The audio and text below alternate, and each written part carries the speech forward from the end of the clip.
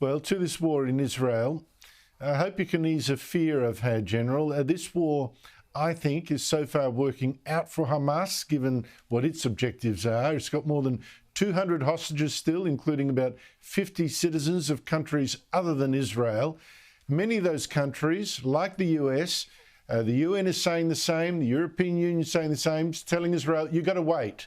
Got to wait before invading Gaza so they can keep negotiating with Hamas to get these hostages out, which Hamas will just string out for however long.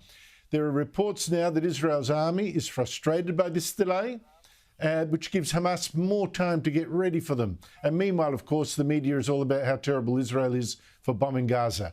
How can Israel win from here? Yeah, I mean, you put your finger on the problem that we have here. The Hamas, while they have taken a hostage from time to time, have never had a major campaign of hostage taking. The country that has done that the most is Iran. And I believe their leadership through the IRGC Quds Force has much to do with the planning and coordination of the Hamas's attack and certainly approving it.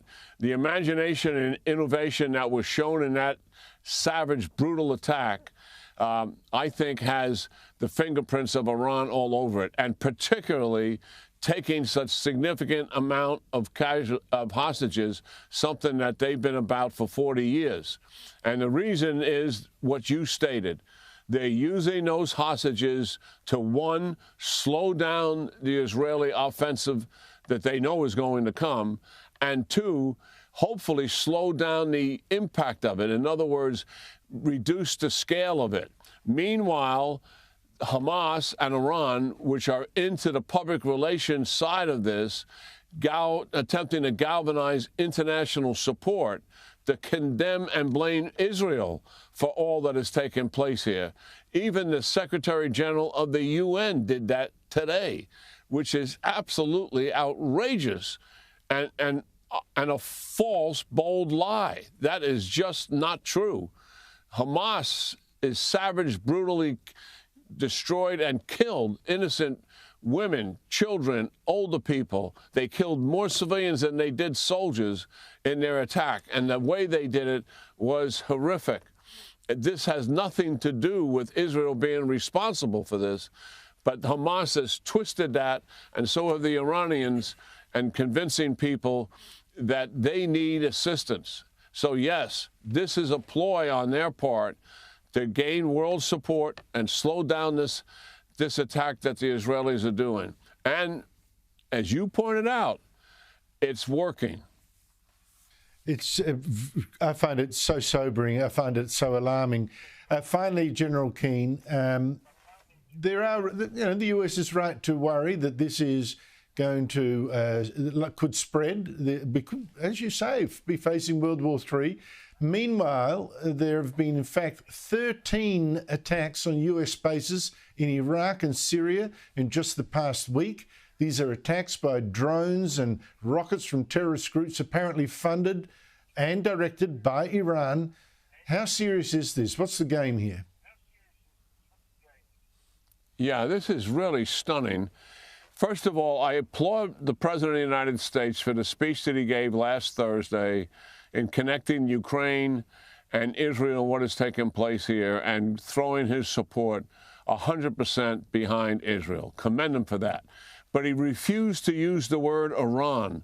When Iran is in charge of these proxies and coordinating and approving these acts. And that is shameful in not doing that. Furthermore, as you just pointed out, since October the 7th, the Iranian proxies have attacked 10 times into Iraq at U.S. bases and 3 times into Syria. And we've got a couple of dozen wounded soldiers as a result of that. Fortunately, none of them critical and no loss of life. And the only thing that we have done is defended against the drones or defended against a missile attack.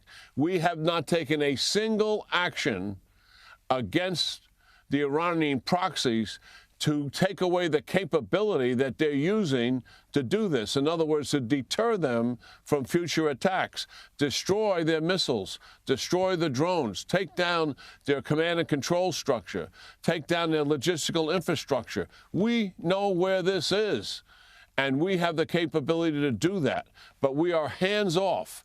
And it makes no sense at all, Andrew. And for our audience to understand, since the Biden administration came into power, there have been 96 attacks against U.S. personnel in bases in Iraq and Syria, and we have only responded and defended a half a dozen times or so. We have never, ever taken offensive action against them to prevent future attacks.